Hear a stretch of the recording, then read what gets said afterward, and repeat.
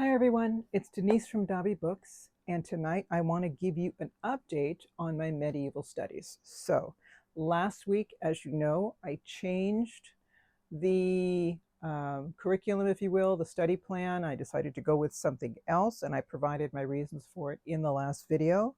And I want to show you this week how I've progressed. If you look at the video, last week's video, in the description box, I have finally provided the chronological list of books that is listed in the one book that I'm using for my medieval studies. And if there's a link to it, so you can download that yourself. I think you can also make additions to it if you prefer on your own, for your own copy. Unless I made it a PDF, which I suspect I did, then you can't. But there it is. You can use that. So this is my basic spine, which is the history of the medieval world from the conversion of Constantine to the First Crusade. So we know it's roughly a 1,000-year period, and some people will start it at around 400 and have it end at around 1400. Others start it at 500 and have it end somewhere in 1500.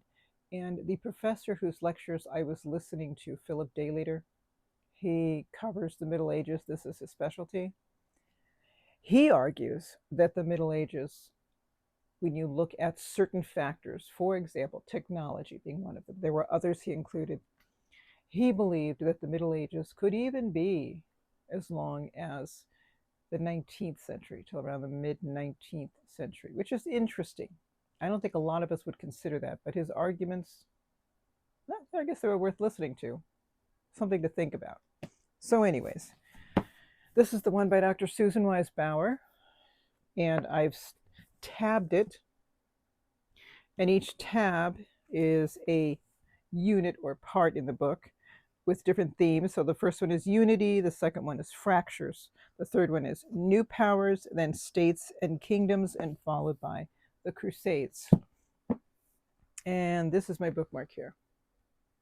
So I think this is why I might have left off. Over here, I think what I'm trying to do is fill in some gaps. There's some information that I want to, well, not filling in gaps, I guess information I want to review to sort of get that flying start again. Because I did kind of pause. So I just want to sort of get my momentum going again. So my major bookmark is at Gregory the Great. We were covering a little bit of Gregory the Great in the former curriculum I was using, and then we were moving on to the Venerable Bede, but I'm going to start at Gregory the Great. And the other tab I marked was the High King, so it's talking about the Angles, the Saxons, Britain, etc. And it'll cover more of the Ostrogoths, remind me a little bit more about Byzantium. So that's where I'm going to be getting my momentum going before I continue on with Gregory the Great. And the books that I will be reading, of course, I will continue. Hold on. Where is it? Here it is. I will continue with Bede's The Ecclesiastical History of the English People. And I was looking in my bookshelves because I've been, getting ready for this part of History Forever and buying books about it to see if I could find some books that were written during the Middle Ages or something about the Middle Ages. And I've got a small little collection. I don't believe all of them are going to be read. I don't want to spend a lot of time stuck on that same thing because there's more to cover in the Middle Ages. There really is a lot to cover in the Middle Ages of influential people. I'm listening now to the Great Courses, and I'm not going to remember the doctor's name, but I will put that information on the description for you. And she's covering the great minds of the Middle Ages, and she covers Europeans, Muslims, Jews, what was the other category? But she's covering them all, and I love the information she's presenting because, of course, my bookish mind is thinking, I wonder if I can find the book this person wrote, in 900 something. We'll see, but it's fascinating. But I will put that link in the details for you. All right, the books that I guess you could say it has simplified my reading since going in this direction. So as I'm going to read a book or am reading a book, I go to this other book by Dr. Susan Wise Bauer. And this is the list of books here. I have put together that chronological reading list. In here, it's tabbed according to genre. So she has the novel, autobiographies and memoirs, history, drama, poetry, and cosmic, which is science. And before you read a particular genre, she introduces you to the history of it and how to read it. And then with each book that she mentions in that chapter, she will give you an introduction to the book and the author. So in this one, in the history section, she has, let's say, Plato's The Republic. She's got the dates, the introductory information. She tells you a little bit about Plato and the book that she's talking about. And then you go on to read it. And of course, reading history is different than reading a novel, than reading poetry, than reading science. So each one of these sections is very useful so that you can get the best out of each genre. And there are a few genres that I will be reading in my medieval studies. There will be poetry, there will be history, there will be science, there will be memoirs. So I will, before I read those books, I will go to the Well-Educated Mind. I'm sorry, I didn't give you the title. The Well-Educated Mind. I'll read about the genre I've chosen, and then I'll read a little bit of the introduction of the book that I've chosen within that genre. And the books that I have pulled off my shelves, there's this one. It's part of the Hinges of History series by Thomas Cahill. And this is the one, Mysteries of the Middle Ages. So this is something that I could either read all the way through or just pick and choose titles. And I've already tabbed it, and I wonder why. Ooh, look at this map. Isn't that pretty? Let's see, the chapters in this book. Oh, look at this. Isn't that fantastic? Oh, I love it. And the colors too, I love. All right, so the table of contents. A Chaucerian Invitation, Prelude, Alexandria, City of Reason, the Great Confluence. Introduction, Rome, Crossroads of the World, How the Romans Became the Italians. Chapter 1, Binion and the Charters, Gardens, Enclosed. Blah, blah, blah, I said that all wrong.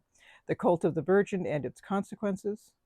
2, Aquitaine and Assisi, Courts of Love, The Pursuit of Love and its Consequences. Intermezzo, Entrances to Other Worlds, the Mediterranean, the Orient, and the Atlantic. And, oh, there's more.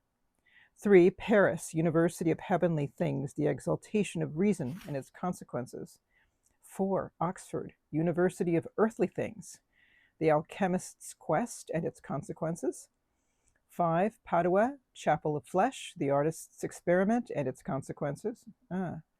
6, Florence, Dome of Light, the Poet's Dream and its Consequences. And 7, Ravenna, City of Death, the Politician's Emptiness and its Consequences. And the postlude, Love in the Ruins, a Dantesque reflection. That looks very interesting. It's interesting here that says Mysteries of the Middle Ages and the Beginnings of the Modern World. That little subtitle there. I'm trying to think to myself, should I read this after? I could still read it during. Okay. So that was something written in the 20th century about the Middle Ages. Here's something written in the 21st century about the Middle Ages, the Bright Years. This says, the word medieval conjures images of the Dark Ages, centuries of ignorance, superstition, stasis, savagery, and poor hygiene. But the myth of darkness obscures the truth. This was a remarkable period in human history. The Bright Age recasts the European Middle Ages for what it was. capturing this 1,000-year era in all its complexity and fundamental humanity, bringing to light both its beauty and its horrors. Moving through 10 centuries and crisscrossing Europe and the Mediterranean, Asia and Africa, this magisterial history casts new light on familiar people and events, including the fall of Rome, Charlemagne, the Vikings, the Crusades, and the Black Death, as well as the multi-religious experience of Iberia, the rise of Byzantium, and the genius of Hildegard of Bingen and the power of queens. The Bright Age reminds us just how permeable our man-made borders have always been, and of the possible worlds the past has always made available to us. The Middle Ages may have been a world lit only by fire, but it was one whose torches illuminated the magnificent rose windows of cathedrals, even as they stoked the pyres of accused heretics. Good book. And I'm thinking, just like the mysteries of the Middle Ages, should I read this after the fact or during? Don't know. All right. Now this one is interesting. This is the same from the same Hinges of History series by the same author, Thomas Cahill. And this talks about how it's entitled How the Irish Saved Civilization, the untold story of Ireland's heroic role from the fall of Rome to the rise of medieval Europe. And I know it talks about a time period before the Middle Ages or the medieval times. But I know what it's talking about. It's how the Irish, because Ireland was on this isolated island that was not connected to any other part, any landmass. When the Vikings were raiding Britain, they really didn't bother the Irish too much. They eventually did, but not too much. But in the meantime, many of the treasured writings of the Romans and the Greeks made their way to Ireland. And there in the scriptoriums, the monks copied these texts. And because they were very good at Greek, and of course their Latin, they were very good translators for these texts as well. So I know this is talking about that time and how it was helpful. So it sort of led into the Middle Ages, rediscovering these great classics and using them for their own studies. And of course, it was all in Latin because that was the language of the educated back then. Okay, so all three of these are modern day writings about the Middle Ages. I have a book that's actually a 3-volume set that are the collected works of St. Teresa of Avila. And she lived in the later Middle Ages. And there are 3 volumes. This here is volume 1. They all pretty much look the same. The only difference is the color on the little box here. And the spine, they're almost identical. You have to look for the number at the top of the spine. And of course, I can't read all 3 volumes. But there's holy cards in this one. That's a few. The contents here, volume 1 is the book of her life, spiritual testimonies, and soliloquies.